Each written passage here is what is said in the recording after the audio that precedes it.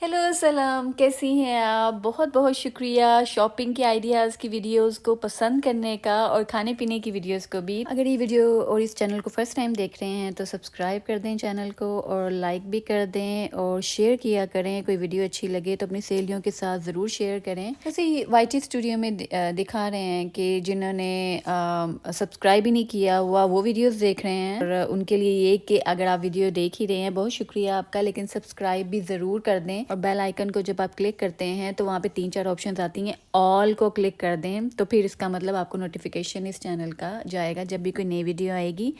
और जिन्होंने सब्सक्राइब किया हुआ है आप लाजमी पूरी वीडियो देखा करें।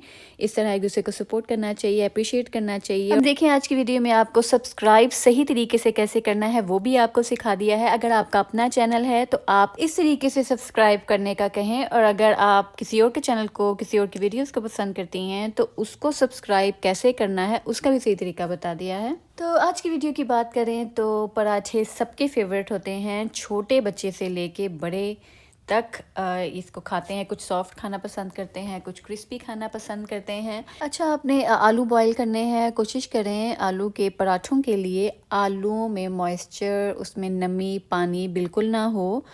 वैसे कुछ लोग तो छील के उनको छोटे छोटे कतलों में काट के बॉईल कर लेते हैं ताकि जल्दी बॉईल हो, लेकिन उससे पानी आ जाता है, उसमें है आपकी अपनी मर्ज़ी है। लेकिन आलूओं में पानी ना हो, उसको आप मैश करें और उसमें ये मैंने ये वाले मसाले सारे डाले हैं अपने वाले इस पराठे में।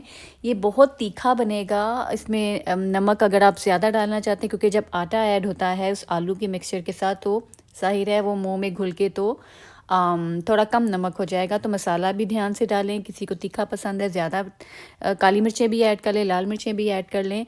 कुछ लोग तो हरी मिर्चें छोटी छोटी काट के, जो मैंने आपको इसी वीडियो में इसी चैनल में एक वीडियो है उसके अंदर मैंने आपको 4 मुंह वाली कैंची कह लें जो छोटे छोटे कतले हरी मिर्चों के काट देती है, वो भी मैंने यहाँ पर आपको कैंची दिखाई हुई है। उससे आप बारीक बारीक हरी मिर्चें काट के भी इस मिक्सचर में डाल सकते हैं। बारीक बारीक हरी मिर्चें इसलिए बोल रही हूँ क्योंकि फिर जब हम रोटी बेलेंगे, हरी मिर्चें हैं वो हमारे रोटी को फाड़ेंगी नहीं, रोटी बेलते हुए फटेगी नहीं, तो बिल्कुल बारीक होनी चाहिए। और ये आलू हैं, ये भी जब हम इनको मिक्स करेंगे तो ये मैश हो जाएंगे, ये रोटी को खराब नहीं करेंगे। वैसे कुछ लोग मैदे का फ़ाइन आटा गूंद कर उसकी पराठे खाना पसंद करते हैं, लेकिन ये वाला हमने होल व्हीट आटा, गंदम का आटा लिया हुआ है जो रेगुलर हमारे बाज़ार में हमें पैकेट्स में भी मिल जाता है। और मैं बड़े फ्राइंग पैन में अब पराठे इसलिए फ्राई करती हूँ क्योंकि जब हम फ्लैट तवा लेते हैं तो ऑयल किनारों से नीचे जाता है, तवा बहुत गंदा हो जाता है, चूल्हा ख़राब हो जाता है। तो आप ऐसे बड़े फ्राइंग पैन ले लें जो थोड़े ऊपर एजेस, उनके किनारे ऊपर की तरफ हों, ऑयल ना गिरे। वैसे इनसे भी ऑयल आ जाता है। मैंने एक वीडियो डाली है बर्तन कैसे जल्दी धोएं, उसमें आप फ्राइंग पैन का हाल देखिएगा, ये नीचे से फ्राइंग पैन की क्या हालत है। हाँ, बस हफ्ते बाद आप लाजमी, अगर इसमें ऑयल आपने रहने देना है अंडा फ्राई करने के लिए या पकौड़ों का भी ऑयल आप किसी कढ़ाई में रहने देते हैं तो प्लीज़ 1 वीक के बाद उसको बर्तन को धो लें, ऑयल को साइड पे निकाल के तो बर्तन धो लें। तो ये देखें, अगर ये पराठा बनाने के लिए हमने इसमें जितना भी ऑयल डाल दिया था, क्योंकि हमें क्रिस्पी अगर पराठे पसंद हैं तो अगर हम ज़्यादा ऑयल भी डाल देते हैं तो इस तरह के पैन में पराठे बनाने का ये फ़ायदा होता है कि ऑयल अगर ज़्यादा भी है तो कोई नुकसान नहीं है। आप अगले पराठे को बेलते दौरान में इस ऑयल को अगर आप साइड पे बाउल में भी निकाल देंगे तो, या अगर रहने भी देंगे, एक पराठा आपने बनाना है तो सेफ़ है, इसमें कोई नुकसान नहीं है, ना ज़ाया होगा और ना चूल्हे पे गिरेगा। तो ये क्रिस्पी आप देखें, वो मिक्सचर पराठे के अंदर कितना मज़े का लग रहा है, वो देखने में ही पता चल रहा है कि फुल मसाले वाला, और हर किस्म के अंदर सूखा धनिया भी है, ज़ीरा भी है और ग्रीन पार्सली भी है। तो वैसे ड्राई आजकल पार्सले आए हैं और इस तरह के ड्राई ग्रीन इस तरह के बॉक्सेस में आते हैं।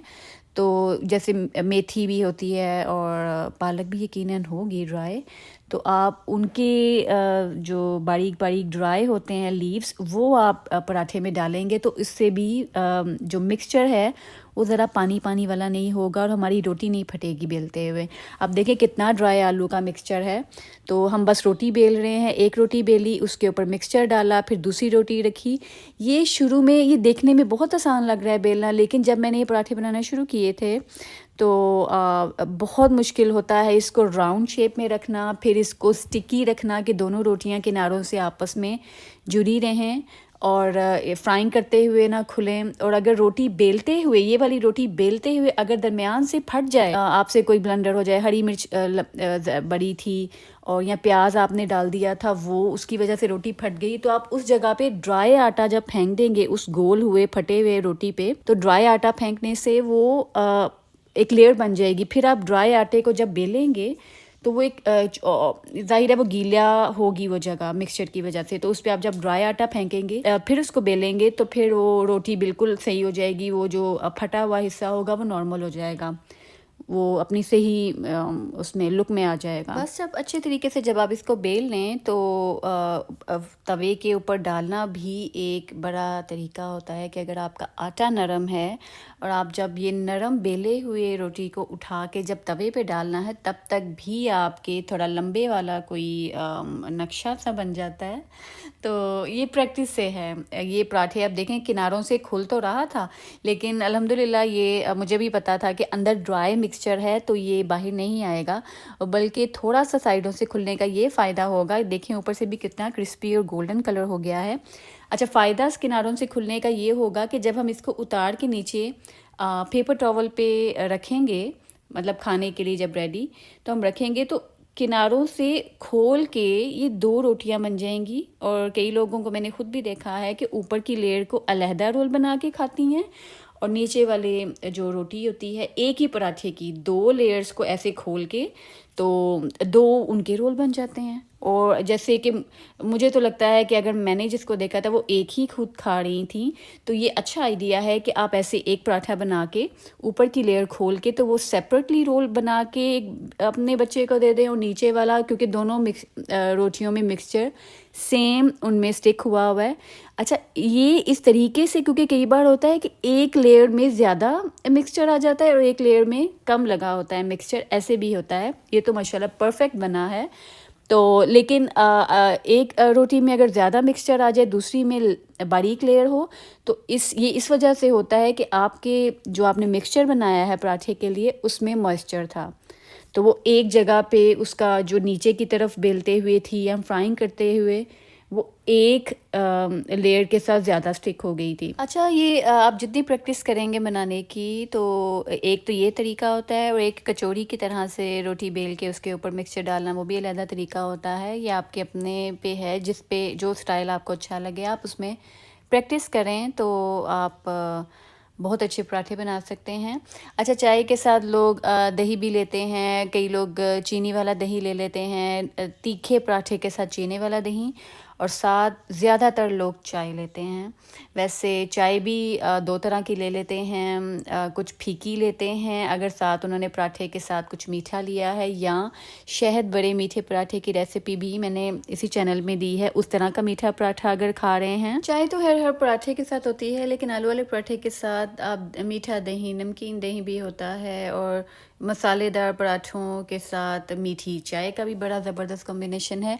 और ये एक और स्टाइल है कि आप रोटी को बेलें, जैसा भी टेढ़ा मेढ़ा सा बेल दें, उसके दरमियान में आप ये मिक्सचर डाल दें आलू का, और फिर इसको कचौड़ी की तरह सब आटे को दरमियान में ले आएँ और ऊपर से दबा कर इसको बेल लें, और फिर उसको बेल कर, और ये वैसे पराठा इस तरह का सॉफ्ट बनता है, थोड़ा सा मोटा भी बन जाता है। ये मिक्सचर पे भी डिपेंड करता है, अगर आपका मिक्सचर अंदर का फाइन है, पिसा हुआ आलू है, या अगर मूली है पिसी हुई है सही तरह से, तो आपका फिर ये कचौड़ी वाला पराठा, कचौड़ी स्टाइल का पराठा भी, ये भी बहुत फिलिंग, इसको भरा हुआ पराठा भी कहते हैं, तो ये भी बहुत अच्छा बनेगा। देखने में, खाने में पराठे बहुत मज़े के लगते हैं, लेकिन पकाने के लिए आपका तजर्बा होना बहुत ज़रूरी है। अच्छा, एक तरीका मैं आपको ज़रा प्रैक्टिस का बताती हूँ जिससे आपके पराठे A1 हो जाएंगे। आप ऐसे करें कि जैसे 12 रबीउल अव्वल होता है या कोई त्यौहार होता है, उसमें आप आलू वाले पराठे हो गए या मूली वाले पराठे, जो आपको आसान लगे, आप अपनी मोहल्ले में, नेबर्स में, फ्रेंड्स में, या अगर कोई आपकी सहेलियां आ रही हैं, आपकी फैमिली में कोई लोग आ रहे हैं, या आप कहीं जा रहे हैं, तो आप ऐसे करें कि मिक्सचर बना लें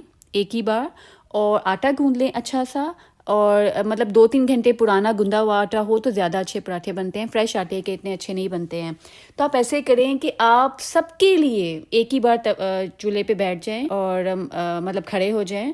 तो आप एक ही बार में मतलब आधा घंटा लगेगा, 1 घंटा लगेगा, तो आप सबके लिए खुद बेल कर पराठे बनाएं। और अगर ये कोई मजहबी त्यौहार है, कोई बहुत बाबरकत दिन है, तो आप देखिएगा कि आपकी प्रैक्टिस भी साथ साथ हो जाएगी, और जो आप सबको खिलाएंगी, जो अगर कुरान पाक पढ़ रहे हैं, कोई इबादत कर रहे हैं, तो आप अगर उनको भी ये पका के देंगी तो आपकी प्रैक्टिस भी हो गई, और आपने इतने ढेर सारे लोगों को खाना खिला दिया है। खाना खिलाना तो वैसे भी बहुत सवाब का काम है।